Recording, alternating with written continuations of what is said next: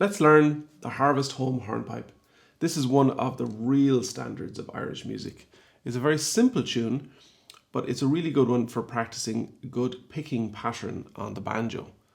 It's also excellent for ornamentation and chords, and of course hornpipes are a great opportunity to practice and learn good rhythm, to really try and get that swing that's in Irish music onto the banjo. Before we kick into the basic tune, make sure to head over and check out my Patreon, where all of this music is fully notated in staff, tab and ABCs. The link is in the description and it's also in the pinned comment. Here is a basic, simple, slow version of the tune so you can get the melody into your head and we can build from there.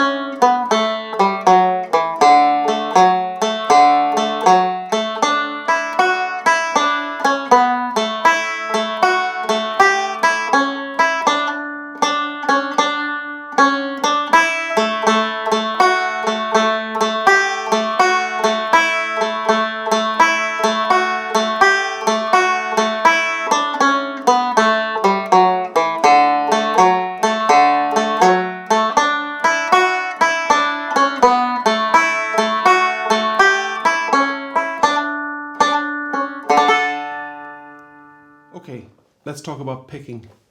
What's really important in reels and in hornpipes is to develop a very consistent picking pattern that's based on down, up, down, up, down, up, down, up, over and over and over. And essentially, the first note of every bar, the downbeat of every bar, is a downstroke on the banjo.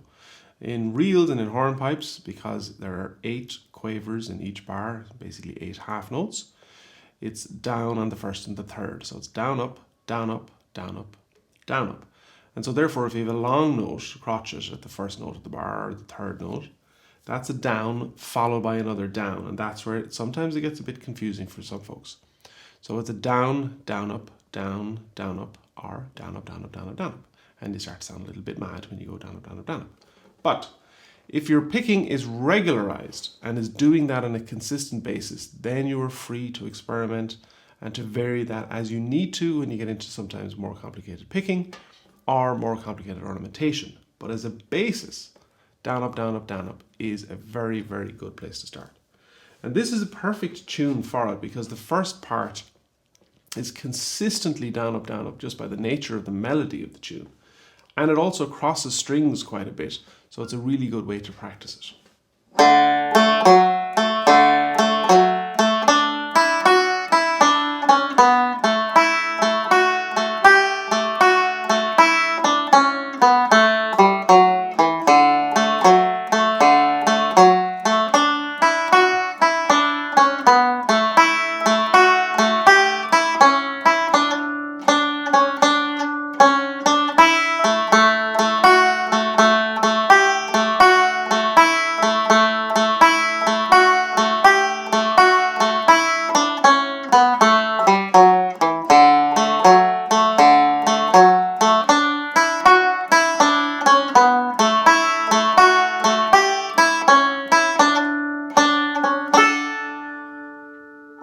So you may notice at the end of each of those parts there is a long note, and that's where the down, down, up, down happens.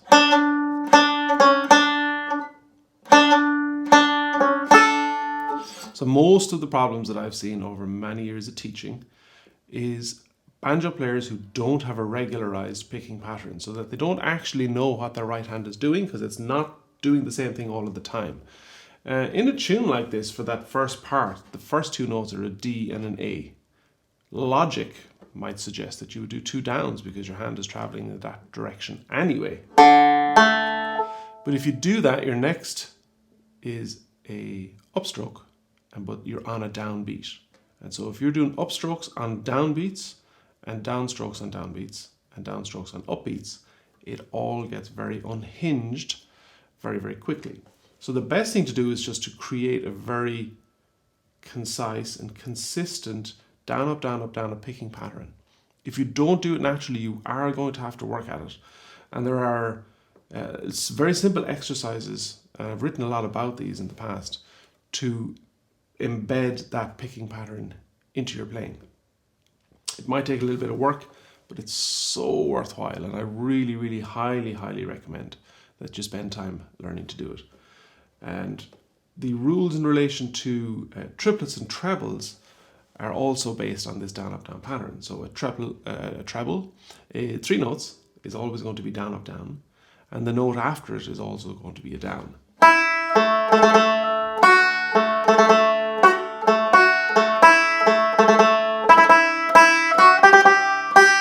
And this is all about getting your picking back on the downbeat. So a triplet, 1, 2, 3, down, up, down, followed by a down. Because the triplet almost always happens on a downstroke, on a downbeat on the first or on the third. It's pretty unusual and quite awkward, and it doesn't even really sound very good to do your triplets on the second note of the bar. So it's usually going to happen at on the first note.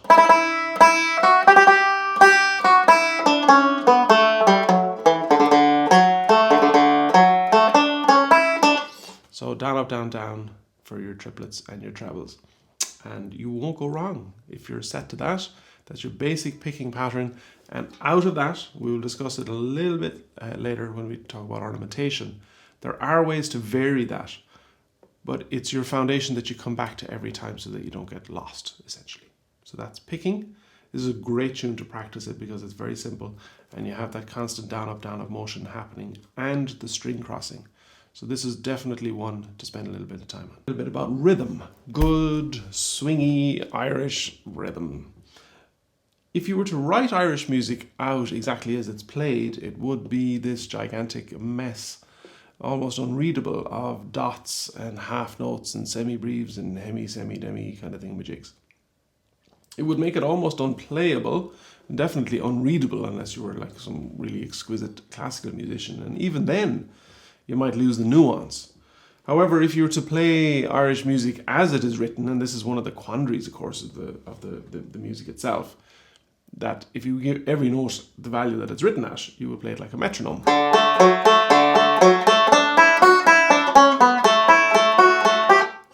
So how do we get the swing that's in Irish music into the tune? And it's all to do with feel and listening, essentially. One of the simplest ways to start to do it is to just lean into the downbeats, lean into the first note of the bar.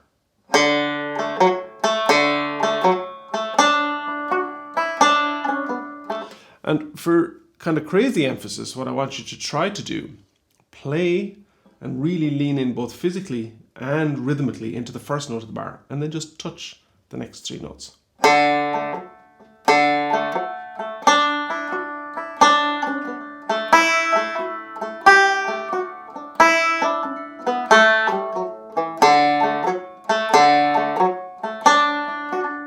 And what you're doing with that is you're kind of bringing your mind's attention to that first note and making it longer. So what you are actually doing is you're making that first note longer and you're kind of robbing some of the time value from the other notes. And just one of the ways to start to begin to train that is to just lean into that first note in a big way, overemphasize it.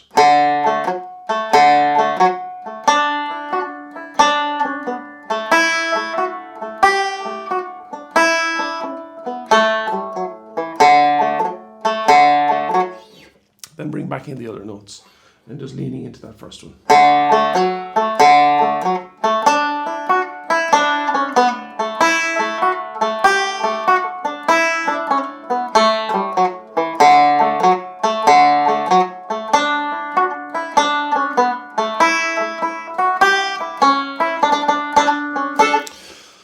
ultimately, you will be emphasizing the first and the third, so all of the down notes. And then it's interchanging where you place the emphasis. And that's part of kind of creating the rhythm. So it's what we want to get away from is the kind of the metronomic feel of each note having equal volume and equal value. And it's just to have that little push and that pull happening.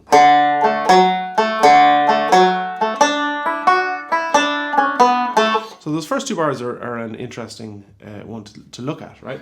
So we're going to hit the first and the third. But when we get into bar 3 and 4, we're just going to hit the third, hit the first, right?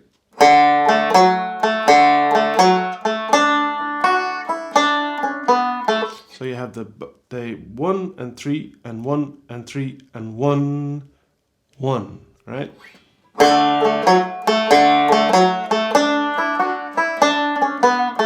And it's going to get even more interesting in a minute, but let's do that again.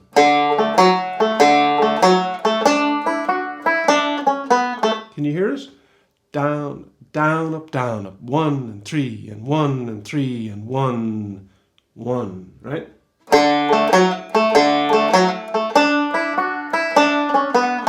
Right? Now we're going to create urgency. We're going to create urgency by really punching out the notes of this next section. Right? So we're going to have...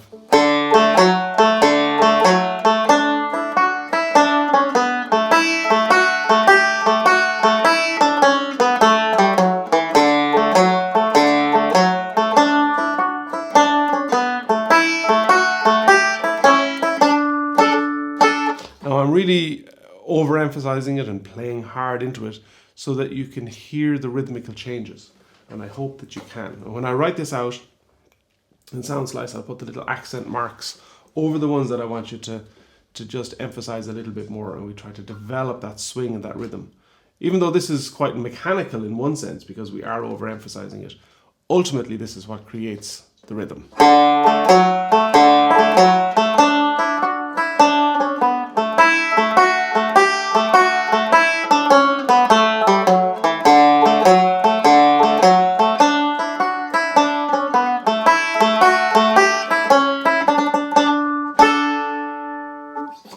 I hope that's making sense. Here's a round of the tune. You want to keep it simple, leave the ornamentation out for now. I'm just going to focus on getting the natural swing, the ebb and flow, that nice kind of Irish rhythm style of the hornpipe.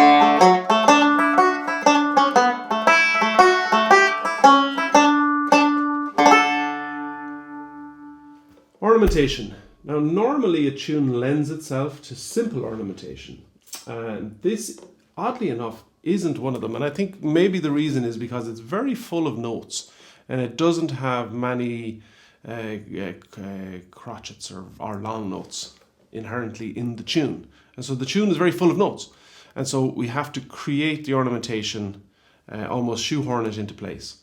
And so it's difficult to kind of just suggest where to put simple ornamentation. So what I'm going to do, I'm going to play the tune, I'm going to keep the pace down, but I am going to add in lots of triplets and trebles and run-ups and pull-offs and slides and hammer-ons.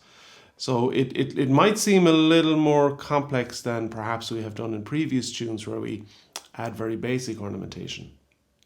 This tune doesn't lend itself to those natural spots where they go in. So we do have to create the spaces for the ornamentation.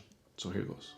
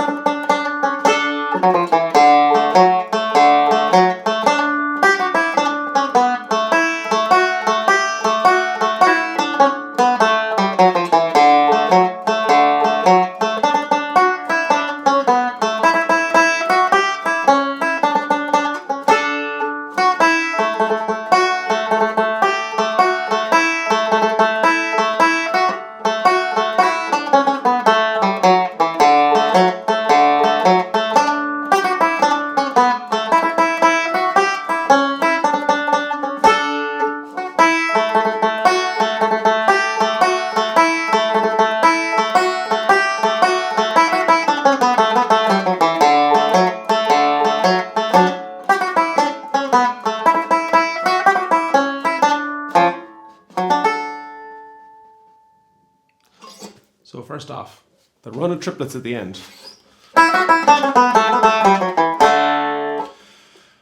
Technically, and the easiest way to do it is to stick to the down, up, down, down, up, down, down, up, down, down, up, down rule. So to do each of them as a separate triplet and to do them as a down, up, down. They don't cross strings, which is good. What I mean by that is that the notes of each of those individual triplets isn't crossing a string, so that makes it easier. There is an argument that at pace, when you're playing the tune maybe at its fastest, as fast as a hornpipe goes, that you could pick that in tremolo fashion, which is down, up, down, up, down, up, down, up, down. Because there's four of them, you're going to end up on a downbeat anyway, so when you get back into the tune and the rhythm of the tune, you're on a down. Either one works. I would suggest for learning purposes that you stick to the down, up, down, down, up, down, down, up, down, down, up, down for that run for now.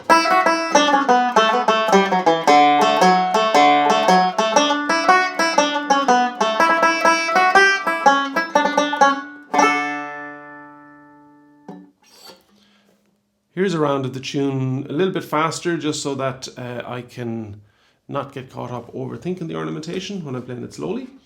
And we'll add a few little bits and pieces into this. Again, the idea with ornamentation, of course, is always to improve the tune, make it more interesting to listen to round off those edges of the metronomic rhythm that banjo can fall into.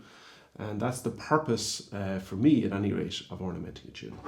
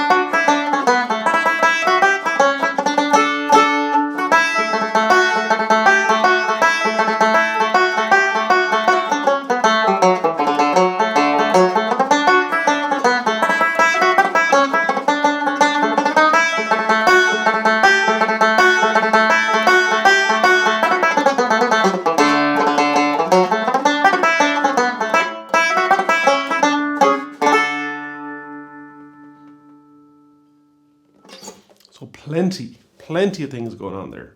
Lots of picking challenges for absolute certain, especially when you're going to do a run of triplets, or a run of trebles rather,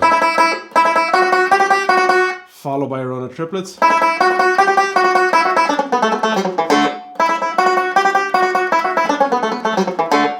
Definitely curious to see how you get on with that. There's a good bit of work even in the left hand to get all of those notes out nice and clearly. So there's a lot happening there, and I do hope that you pick out things that you enjoy from that and slot them into the tune. Let's talk about chords and harmony. This is a weird tune for chords and harmony in the sense that it really doesn't go anywhere apart from the D, the tune that it's in, and the chord of A. You kind of have to shoehorn in G's in there. And because the way that the melody operates on the banjo, there's a lot of open D notes and open A notes in just the melody. So you really have to work to put in the chords. They don't fall into place as normally or as naturally as they would in certain other tunes. Right? So the second half is a great example, because you got this open A that rings all the way through the tune anyway.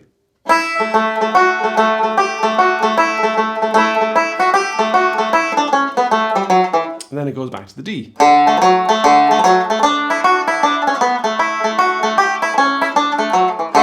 So there's a lot of resonance already happening just in the tune itself. So then we have to create the chords. We have to physically think about where we're going to put them and put them in. So I'm going to play it through, try not to think about it too much, and just let stuff happen naturally, and then we might chat a little bit about some of the cooler stuff that happens.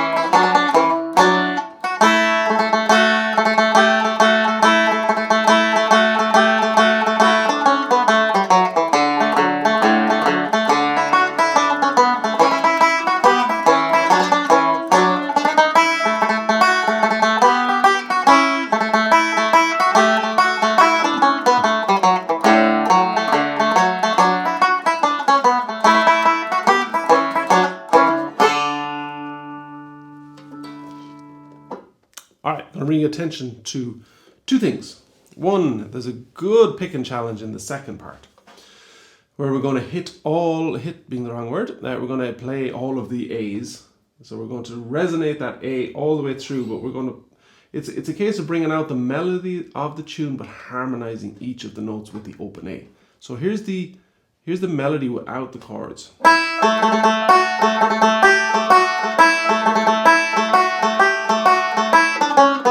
Alright, so that A is ringing anyway.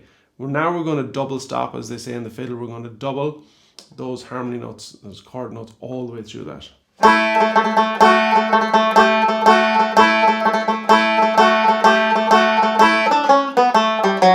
So I'm going to slow it down.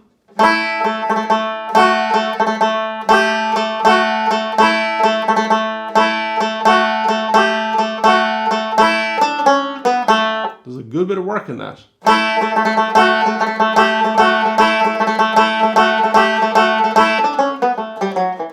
Alright, so that's one. Really curious to see how you get on with that.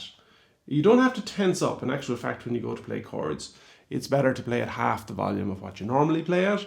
It kind of gets the brain out of the idea that I'm playing a chord, I need to hit it really hard. You need to stroke the strings.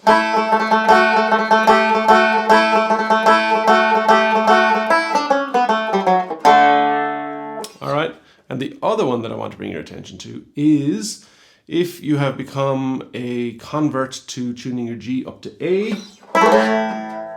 then there is a nice double stopping motion that happens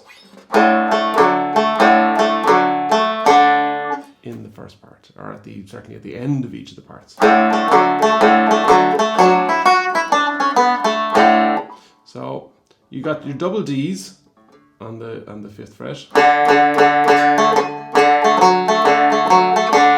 is a bit like a Donegal fiddler. But there's this kind of cool back and over thing, and it's a little bit backwards because you're going to play the low A with the D on the downbeats where you would expect it to be the root chord of the D.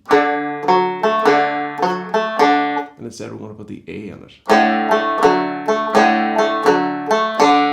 And the D F sharp, which is essentially the root chord, what that means is that it's the chord of D and the root note is D. Well, we're going to put that on the offbeat instead of on the downbeat. And we're going to put a root note of A on the downbeat. So it creates a little kind of off feeling, if you wish.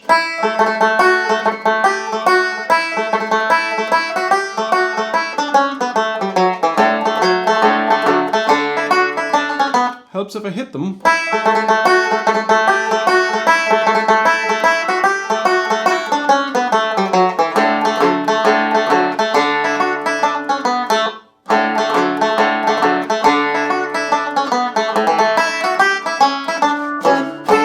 There's a real nice one, and a great challenge.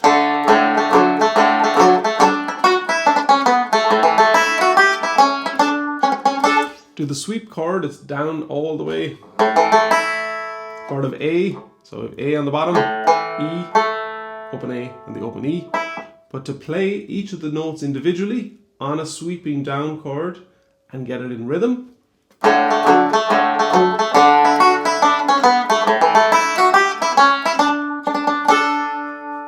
that's very tasty.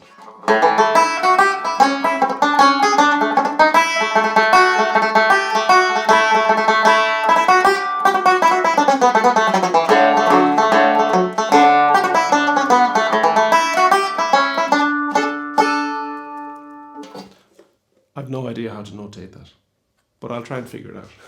I don't know what it'll look like. Alright, here's one round of the tune. I'm just going to go for it, see what happens. Probably pick up the pace a little bit, and hopefully you'll be able to find little bits and pieces that you like in this, pull them out, add them to your own version of the tune, and that's what Sound Slice is all about. It allows you to just focus on those two bars that you like, and then pop that little phrase back into the tune, as you've already learned. So here we go, the Harvest Home.